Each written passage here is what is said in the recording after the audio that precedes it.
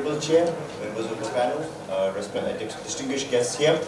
I'm Chhimi Dorji, and I have to admit, until I came here this morning, I had very limited idea on the proposed project on the Great Bend. And I would firstly introduce on Bhutan a little bit and go further into what we are doing in terms of hydropower, where we stand, and then give some of my opinion at the end on the proposed project. And as the title of the session clearly mentions, of how communities in the region are already coping up with issues and my views on it. Next one, please. Next one. So Bhutan, as you know, is a very small country surrounded by on the three sides by India, and then on the north, the Tibetan plateau. And maybe zoom it on your, inside. It's, I think, going outside right now.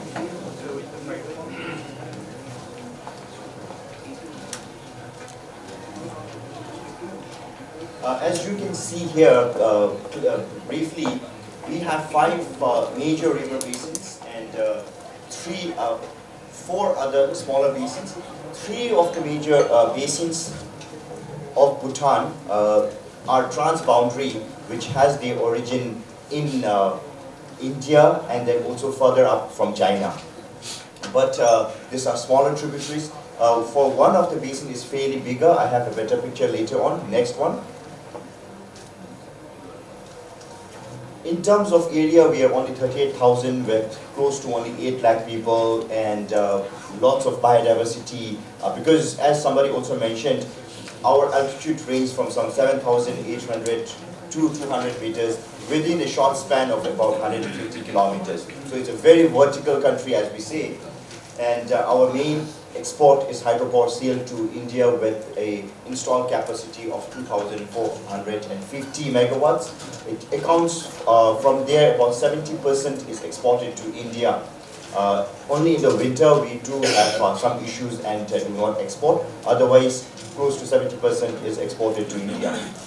And we have a very huge forest coverage of about 72% at the moment. And constitutional mandate for all times to come, we are required to maintain 60% of forest cover.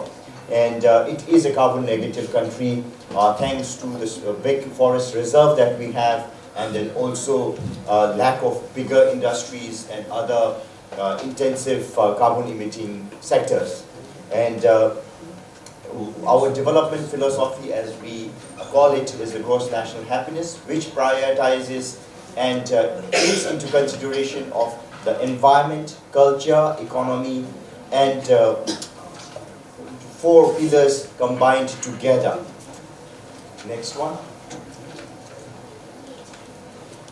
As far as the water resources is concerned, we have close to 94,500 meter cube per person per capita, which is one of the highest in the region and globally also quite high up there. So we have lots of water bodies. And then also when it comes to the rivers, they just don't provide us the basic needs for industry or for drinking, but also socially they are important. As our honorable member mentioned this morning, as predominantly Buddhist community, water plays, like we have lots of sacred lakes. Water offering is what many people start their day off as well. And as far as the drainage is concerned, as I mentioned earlier, 50% of our drainage after the addition of this transboundary rivers, about 50% is indeed in China.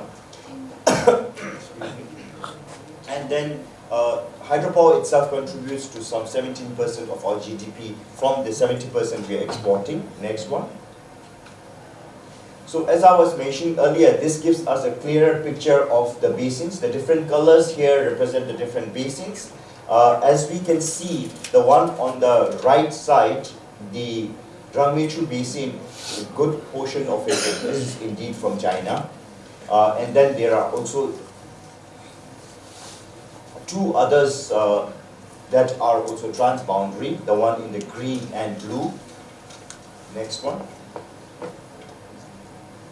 This is the breakup of the overall basins in Bhutan. We also have a lot of glaciers and glacial lakes. Next one. And then in terms of watersheds as well, because of the various issues due to terrain or forest cover and then also population needs, there has been a classification done, and some of the watersheds are classified as degraded and others as identified degraded and degraded. So for instance, Thimphu, which is the capital city, because of the high demand there, is considered as a degraded watershed, and then the others also some because of the topography and land cover.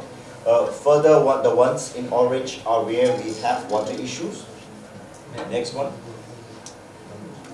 And this map shows the presence of glaciers. So on the northern side, it's highly glaciated with lots of glacial lakes as well, posing both, yes, it's definitely a source of water, but at the same time, it is also a threat downstream with rapid increase in glacier melting that's happening upstream.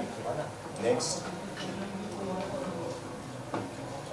So when we talk of hydropower, there are also now initiatives to diversify and look at wind power and solar energy as well. Next one.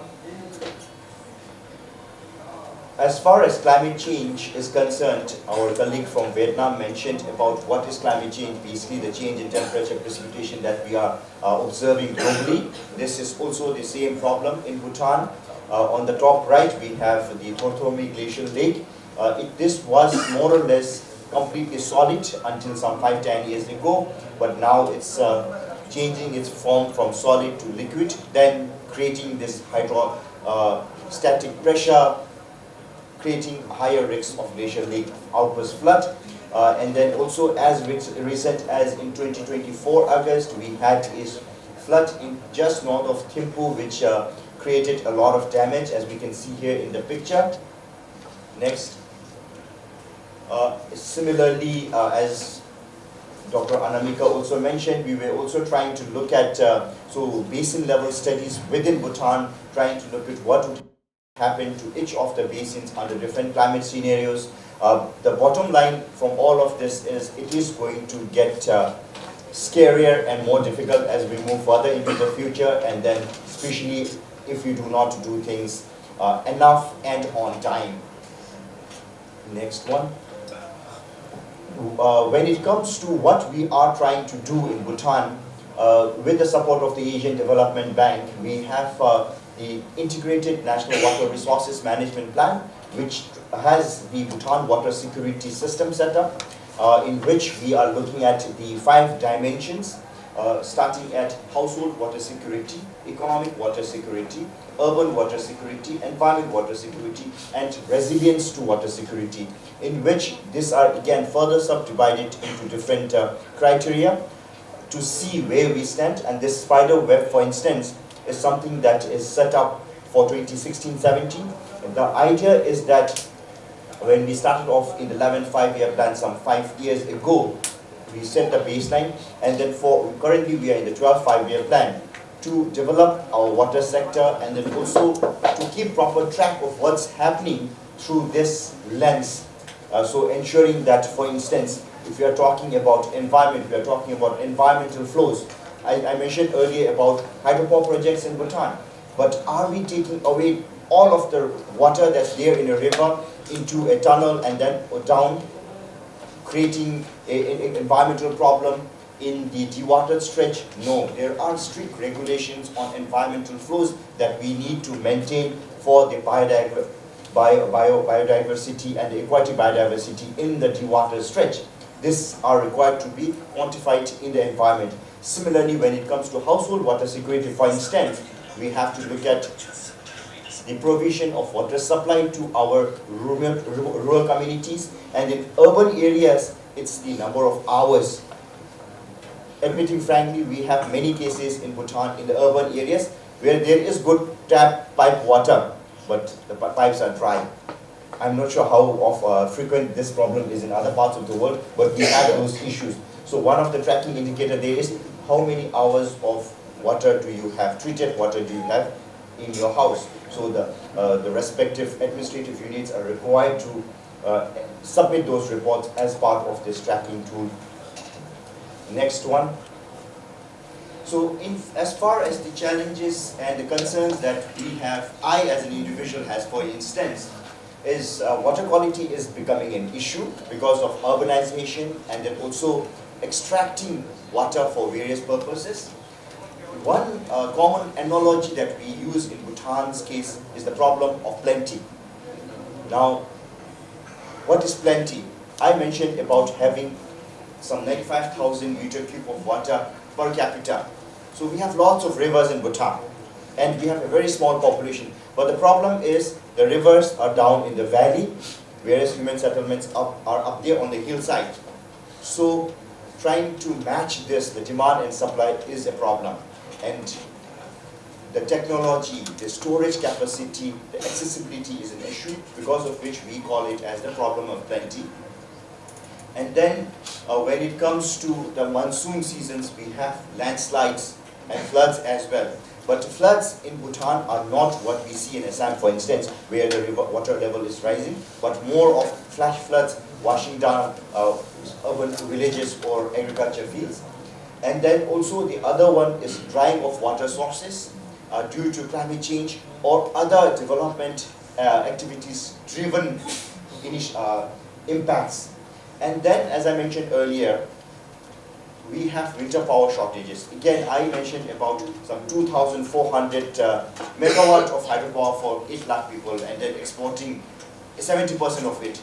But it's not all glorious and glittering there, because in the winter the rivers run dry and then there's not enough electricity even for our domestic use. So we have to buy in or power bank from the Indian grids in West Bengal and Assam. There are also other opportunities in terms of institutional reforms, use of technology for various purposes, including solar water pumping, for instance, capacity development, and integrated approach, basically meaning IWRM concepts that we can use to ensure that what we have is utilized properly, that the disaster risks are reduced properly, and then also reflecting on what was presented earlier this morning on the transboundary sources. We have 3 transboundary rivers. Similar to what others also mentioned this morning, a few years ago we were trying to do an assessment, the cryospheric branch of the department that I was working on that time, along with our colleagues from Isimot, on glaciers and snow. Very hard to get information, and we don't even know what's up there or what's going on. And listening to the speakers this morning, I got even more scared now. But in terms of direct implications of, now for instance, the project at the Great Bend, would it have an direct implication on Bhutan? I would say probably no. However, it will be like this podium, for instance, here. Maybe we have the strongest, well-built structure, but if the foundation is getting scored due to flooding, or if the water table down there is reduced dramatically, and if it's being sucked up, I don't think having the most stable table would also be of any use. So this, with this, I would say that it's definitely a concerning issue for us also, but again, looking at all the other issues, this is also something that we can work on jointly. And again, I would take this opportunity to welcome any one of you to please join me, and I'll be happy to collaborate and see how we can work together. And I think this brings us to the end of my slide. Next one. And these are my details, so please feel free to reach out and let's collaborate and work towards a common solution for the benefit of Bhutan, for the region and humanity, as I would say. Thank you.